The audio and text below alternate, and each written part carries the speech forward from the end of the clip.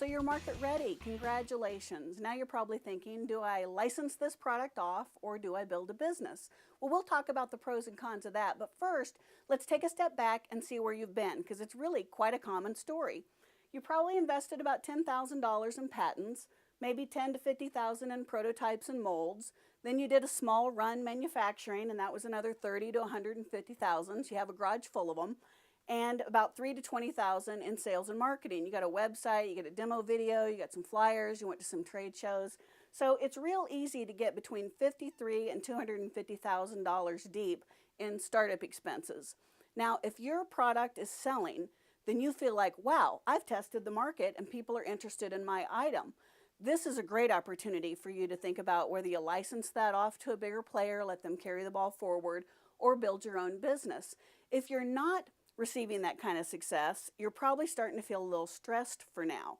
And I want to give you some hope, because this TV channel could be your gold mine.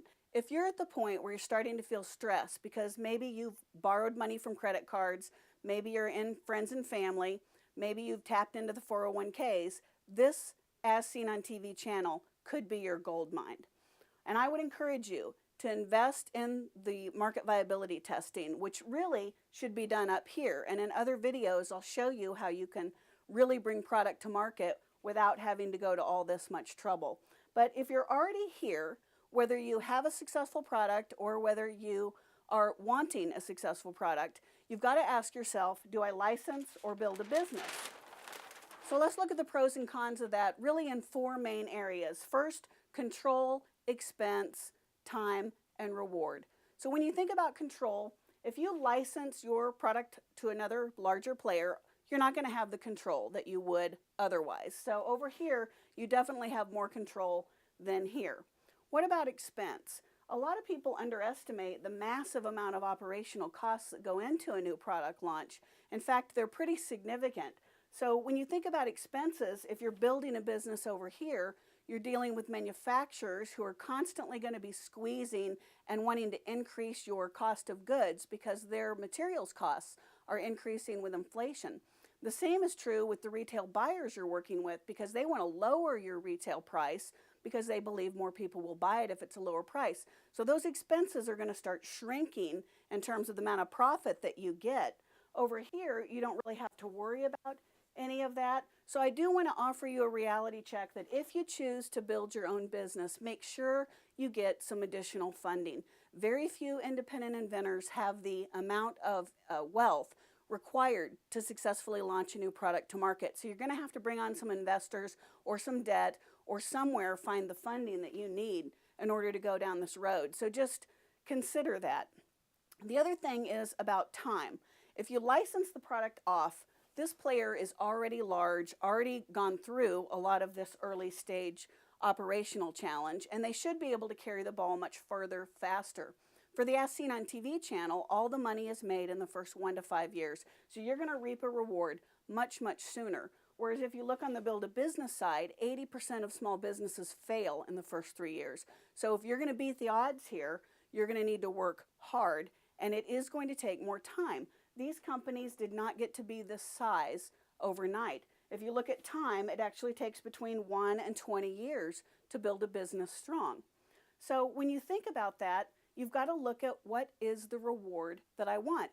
And I would submit to you that there actually is a better reward taking a small slice of a big pie than taking a big slice of a small pie. And when you think about that, over here, your revenue minus your expenses equals your profit. On this side, you're going to get a small percentage of a larger pie, but you've got no operational in that and no time. So it's really mailbox money. Over here, your revenue minus your expenses gives you this profit, but that is not money you put in your pocket. That's money you invest back in your business so that you can continue to grow to the next level. So you're really only taking out salary and dividends, which I would submit to you, if you really put a strong pencil to the numbers, this way is actually less revenue than that. But I know people like control, and so let me propose to you a way to have your cake and eat it too.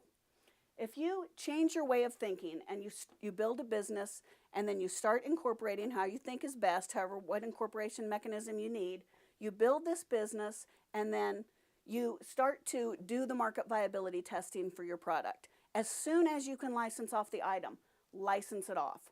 If it's for the TV channel, the money's going to be made in the first 1 to 5 years. This is going to give you some revenue now. So instead of building a business operating on selling and expensing a product, you're going to build a lifestyle business that takes this mailbox money, puts it back into the business. Don't take it personal and pay income taxes on it. Put it back into your own business and use this revenue now, which is from your licensed products, as a way to have a lifestyle business for you and your family.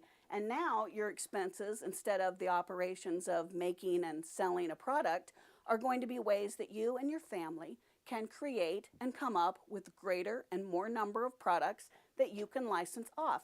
So this becomes a lifestyle business for you and your family to enjoy.